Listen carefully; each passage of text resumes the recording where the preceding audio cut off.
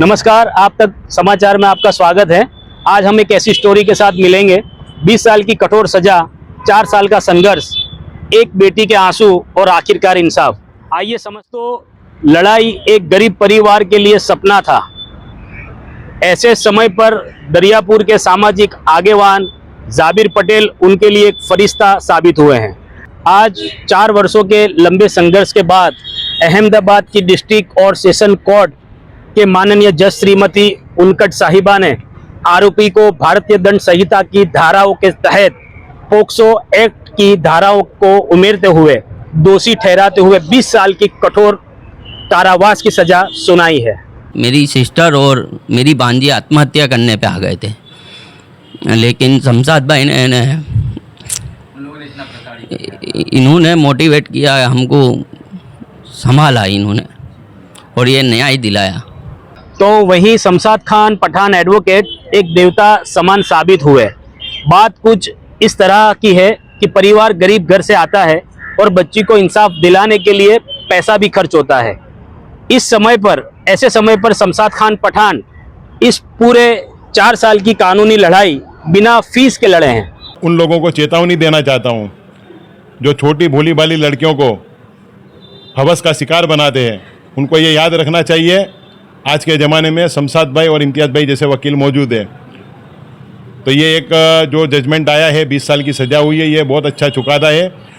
जो हवस खोल लोग हैं, ठीक है, वो ऐसे चुकादे आएंगे तो वो लोग डरेंगे, कभी किसी बच्ची का शिकार नहीं करेंगे। और दूसरी तरफ जाबिर पटेल ने परिवार को हिम्मत जुटाई और इस मामले में कानूनी लड़ाई लड़ने को कहा। ये वो समय था, परिवार बहुत डरा हुआ था। अपने गांव से अहमदाबाद हिजरत कर चुका था ये परिवार, पूरे दहशत में थे। तभी उनकी मुलाकात हुई जाबिर पटेल से, जो एक ऐसे सामाजिक आगेवान हैं जिन्होंने इस परिवार को आश्वासन दिया, हम इस बच्ची को इंसाफ दिलवाएंगे। जो ना कभी फोटो वीडियो रील्स में दिखाई देते हैं, ऐसे जाबिर पटेल मजलूमों की आवाज़ बनते हैं। तो आइए जानते हैं इस पूरे मामले की सच्चाई को। ये सब जो बनाव बनते हैं, ये दुनियाओं में कहीं कहीं काफ़ी जगह पर ऐसे बनाव बनते हैं। कोई बनाव उजागर होते हैं, कोई बेचारे अपनी मुफलिसी में ही दफन हो जाते हैं। हमने दुनिया में देखा है, इंसाफ हर कोई की हिमायत में नहीं आता है, कोई इससे वंचित भी रह जाते हैं। तो उसी पे मैं एक बात बोलना चाहूँगा कि किसी के ज़ख्मों पर चाहत से पट्टी कौन बांधेगा, किसी के ज़ख्मों पर चाहत से पट्टी कौन बांधेगा। अगर ये बहनें नहीं होगी तो राखी कौन बांधेगा।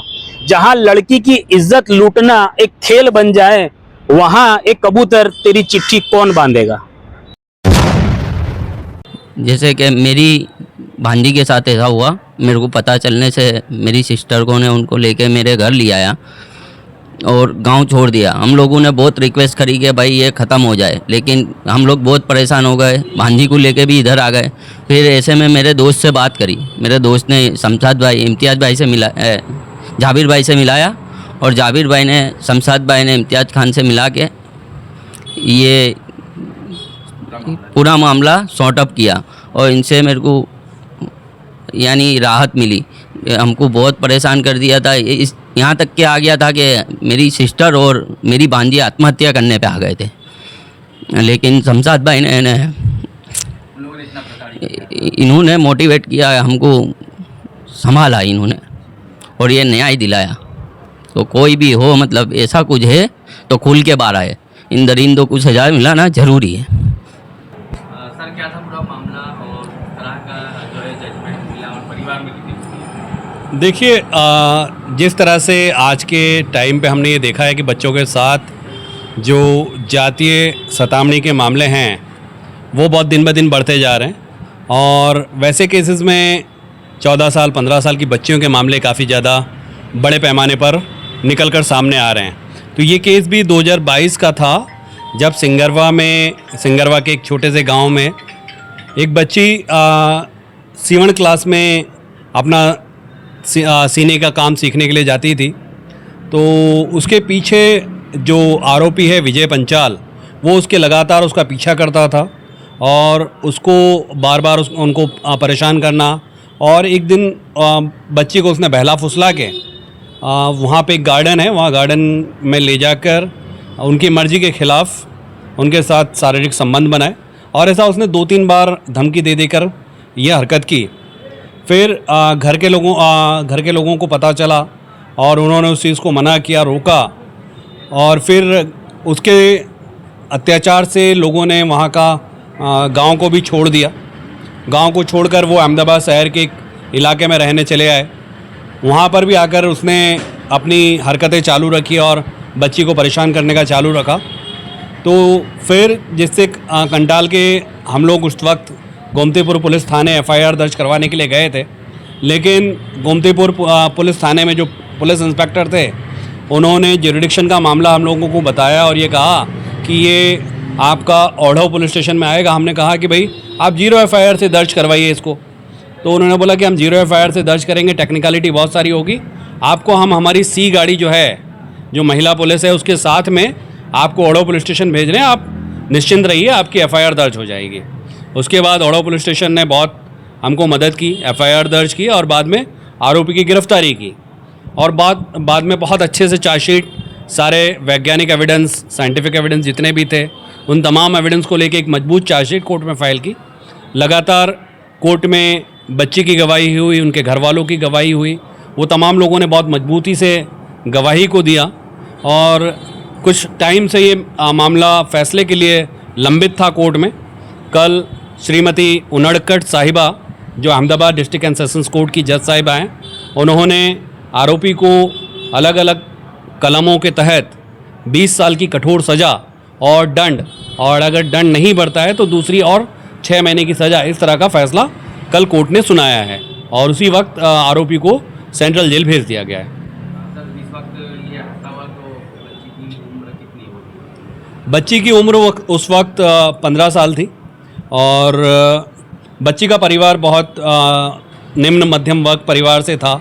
उसके पास ये नहीं था कि किस तरह से कानूनी मदद ली जाए। तो हमारे साथी जो बड़े सामाजिक कार्यकर्ता हैं दरियापुर अहमदाबाद के जाबिर भाई के पास वो लोग आए। जाबिर भाई मेरे और इम्तियाज़ भाई के पास आए, और हम लोगों ने जाकर फिर सारी चीज़ों को कैसे आगे ले जाया जाए। और जाबिर भाई लगातार इन 4 सालों में केस का डे बाय डे अपडेट लेना और फैसले तक पूरा पकड़ के रखा था केस को, और हम लोगों को भी बार बार मोटिवेट करते थे कि इस केस में हमको सज़ा करवानी है। सर मेडिकल जांच की अगर बात करें तो रिपोर्ट्स में क्या कुछ बच्ची को गर्भ रहा है, ऐसी कोई बात सामने? नहीं, इसमें बच्ची की प्रेगनेंसी की कोई बात नहीं आई, लेकिन मेडिकल रिपोर्ट्स में ये निकल कर आया कि उसने बच्चे के साथ शारीरिक संबंध बनाए, और जब डॉक्टर के सामने आरोपी का मेडिकल टेस्ट किया गया तो डॉक्टर के सामने के बयान में भी आरोपी ने ये चीज़ को कबूला कि हाँ उसने 2 से 3 बार बच्ची के साथ शारीरिक संबंध बनाए थे। आप तक ये मामला कैसे पहुंचा, किस तरह से इस मामले को आपने जो है कोर्ट के द्वार तक पहुंचाया? मेरा नाम जाबिर पटेल है, मैं दरियापुर का रहने वाला हूँ। मेरे एक दोस्त है, वो मेरे दोस्त मेरे पास आए और उन्होंने बताया कि भाई मेरे एक दोस्त की भांजी के साथ ऐसा ऐसा हुआ है और वो बहुत परेशान है, उनको समझ में नहीं आ रहा कि अब क्या किया जाए। तो मैं उनसे मिला, मैंने उनकी परेशानी समझी। परेशानी समझने के बाद मैं लड़की से मिला, लड़की से पूरी मैंने पूछताछ की। मुझे लगा कि हाँ बिल्कुल ये सच्ची एक हकीकत है और ये लोग काफ़ी परेशान हैं। इतने परेशान थे कि वो उनका खुद का घर छोड़ के ने यहाँ अहमदाबाद शहर में रहने आ गए। तो उनकी परेशानी को देखते हुए शमशाद भाई और इम्तियाज़ भाई, इनसे मैंने मुलाकात की और इनको बताया कि भाई ये केस आपको लड़ना है। उन्होंने देखा, मामले की गंभीरता को देख के उन्होंने ये केस लड़ा, और उन्होंने ये केस लड़ने के 1 रुपया भी मेरे पास से न लिया ना उनसे लिया। टोटली जो खर्चा होता था वो भी शमशाद भाई और इम्तियाज़ भाई ने खुद ने किया है।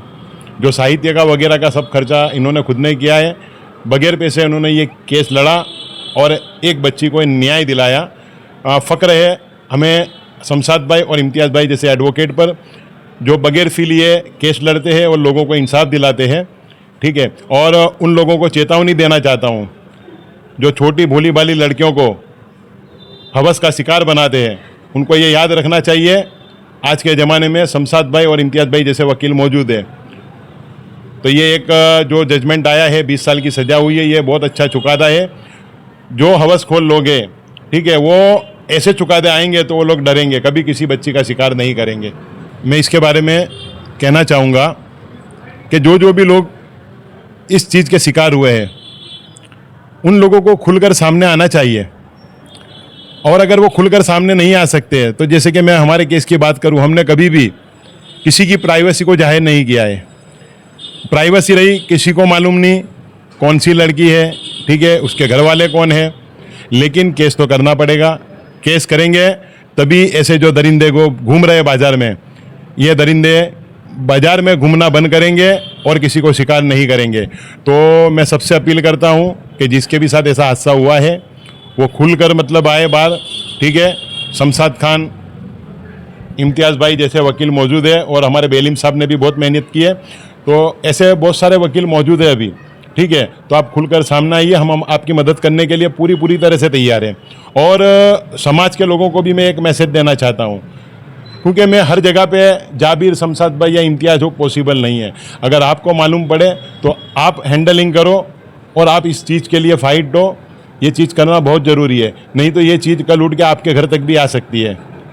मैं सोसाइटी को यही मैसेज करना चाहूँगा कि अमुक जो सोसाइटी के लोग ये जो इज्जत के बारे में ज़्यादा सोचते हैं और ऐसे छेड़ती के केस होते बच्चियों के साथ, तो वो लोग वो छेड़ती के केस के अंदर वो बच्ची की इज्जत जाए या हमारे घर की हमारे परिवार की इज्जत जाए, तो वो हिसाब से वो लोग फरियाद नहीं करते और इसका नुकसान उन्हें बहुत बड़ा होता है।